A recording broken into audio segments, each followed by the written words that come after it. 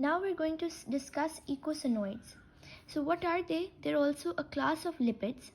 They're derived lipids और इनमें होता क्या है कि they have this basic structure in their this ring structure as the basis of their structure. सही है. तो इसमें होता क्या है कि साइक्लोपेंटेन रिंग है विद एन ऑक्सीजन, इसको बोलते हैं ऑक्साइन रिंग. सही है. ये है एराकिडोनिक एसिड. एराकिडोनिक एसिड का हमने डिस्कस किया था कि उसमें किंक आ जाता है ड्यू टू डबल बॉन्ड्स की प्रेजेंस की वजह से उसमें किंक आ जाता है. आई गेस 4 डबल बॉन्ड्स से ना यूँ थे. सही है. तो ये एराकिडोनिक एसिड है, वो यू शेप बना लेता है, यू शेप. सही है. तो अब होगा क्या कि इसने फर्दर बनाया प्रोस्टाग्लैंडिन. सही है. ये वाला जो मॉलिक्यूल है ये है प्रोस्टाग्लैंडिन. अब इकोसनोइड क्या है? Prostaglandin, thromboxanes and leukotrienes. सही है. जो 3 नाम मैंने अभी लिए हैं ये सब हैं इकोसनोइड्स, यानी 20 कार्बन वाले मॉलिक्यूल्स, 20 कार्बन वाले फैटी एसिड्स. लेकिन वो बनते किससे हैं? वो इससे बनते हैं, एराकिडोनिक एसिड से. ठीक है. I write it down here. Arachidonic acid से बनते हैं. सही है. जो एराकिडोनिक एसिड से बनते हैं वो इकोसनोइड्स होते हैं. एक एग्जांपल है प्रोस्टाग्लैंडिन की. ये एक मॉलिक्यूल है, हार्मोन जैसे है लेकिन हार्मोन नहीं है, जैसे हमने पहले डिस्कस किया था. तो ये करता क्या है? ये रिलीज़ होता है इन रिस्पॉन्स टू इन्फ्लेमेशन, यानी आपको चोट लगती है या पेन होती है तो तब प्रोस्टाग्लैंडिन उस मसल में या उस जगह पे सिक्रीट होता है. ठीक है. और ये डिफरेंट हो सकता है थोड़ा, जैसे हम PGA कह रहे हैं, जैसे PGA1 हो सकता है, PGB हो सकता है, PGA2 हो सकता है. सही है. इनके स्ट्रक्चर्स में थोड़ा थोड़ा डिफरेंस हो सकता है जिसकी वजह से इनके नाम डिफरेंट होते हैं. उसके अलावा इनकी साइड चेन्स में भी फ़र्क हो सकता है. लेकिन इसके अलावा वो चाइल्ड बर्थ में they play role in child birth, तब भी बहुत पेन होती है. लेबर कंट्रैक्शंस में तब भी रिलीज़ होता है.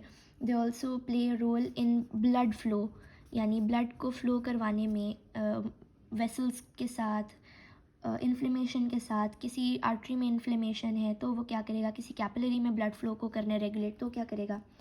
स्लीप वेक साइकिल होता है, एक बॉडी का इंटरनल क्लॉक होता है और वो सेट होता है आपके स्लीप, जागने और सोने के साथ. तो वो स्लीप वेक साइकिल को कंट्रोल करता है. उसके अलावा फीवर भी कॉज करवा सकता है. तो होता क्या है कि वी हैव सेवरल ड्रग्स, ठीक है, जिन्हें हम कहते हैं NSAIDs. ठीक है. ये होते हैं non steroidal anti inflammatory drugs. Let me right it. Non steroidal anti inflammatory, यानी इन्फ्लेमेशन को रोकेंगे, एंटी इन्फ्लेमेटरी ड्रग्स. सही है.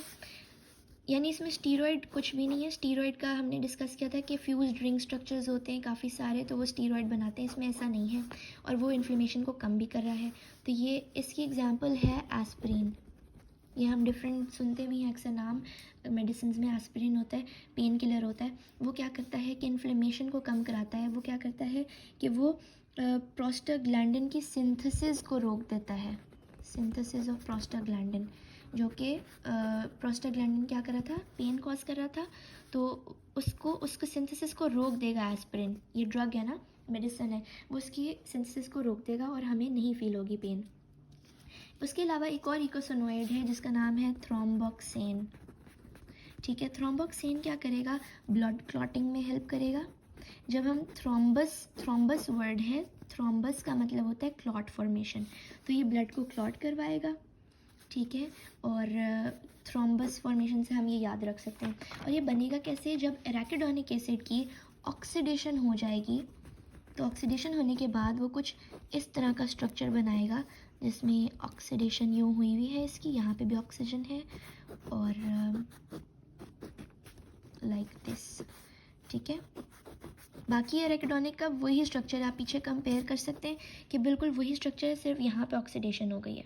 ठीक है. तो ये एराकिडोनिक एसिड में इसने करवा दिया. Let me add the double bonds. ठीक है. ये हो गया थ्रोम्बोक्सेन. एक और है इकोसोनोइड, विल डिस्कस दैट. उसका नाम है ल्यूकोट्राइइन. ल्यूकोट्राइइन के वर्ड से हमें पता चल रहा है कि वो ल्यूकोसाइट से एसोसिएटेड है. ल्यूकोट्राइइन वो ल्यूकोसाइट्स, यानी कि जो हमारी बॉडी में वाइट ब्लड सेल्स होते हैं, ल्यूकोसाइट्स, उनसे एसोसिएटेड है. वो क्या करेंगे कि वो रिसेप्टर के साथ बाइंड करते हैं और आपको पेन कॉज करवाते हैं. तो उसका स्ट्रक्चर कुछ इस तरह का है. ये भी एराकिडोनिक एसिड में से ही बना है।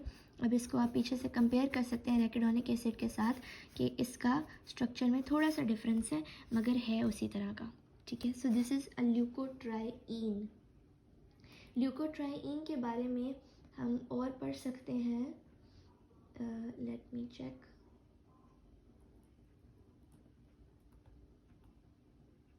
ओके, इसमें एक और चीज़ है ल्यूकोट्राईइन के बारे में कि ये जो आपकी एयरवेज हैं, अगर मैं इसको ऐसे ड्रॉ करूँ कि ये हमारी एयरवेज हैं, ये लंग्स हैं, ठीक है, ये लंग्स हैं।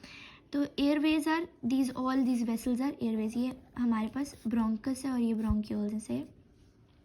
अब होगा ये ट्रेकिया है और ये ब्रोंकाई है। तो होगा क्या कि ये जो इसकी लाइनिंग है ना, इसकी मसल लाइनिंग को कॉन्ट्रैक्ट करवाता है। It induces contraction of muscle lining. इसकी मसल लाइनिंग की कॉन्ट्रैक्शन करवाता है इन लंग्स। सही हो गया। अगर ये ज़्यादा प्रोड्यूस हो जाए तो एस्थमा कॉज हो सकता है। एस्थमा क्या चीज़ है? एस्थमा ऐसी चीज़ है जिसमें आपके एयरवेज ब्लॉक हो जाते हैं, एयरवेज आर ब्लॉक्ड, तो वो एस्थमा कॉज करवा देता है अगर ज़्यादा प्रोडक्शन हो जाए तो। So this was leukotriene and we studied eicosanoids. और इसमें हम एक और बात ये कर सकते हैं कि number 4 in all reference number of carbon atoms in leukotriene, they are 4. in scaffolding में ल्यूकोट्राईन की स्कैफोल्डिंग में 4 कार्बन एटम्स हैं। ये बात हमें याद रखने वाली है।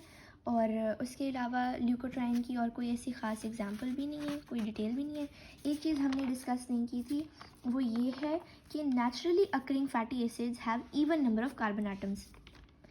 जो नेचुरली अकर कर रहे हैं, नेचुरली अकरिंग है, वो मोस्टली इवन नंबर होता है उनमें कार्बन एटम्स का, यानी 4, 8, मे बी 16, 200, 252, ओके, कुछ भी हो सकता है। लेकिन जो नेचुरली अकरिंग है मोस्टली वो even number of carbon atoms होते हैं।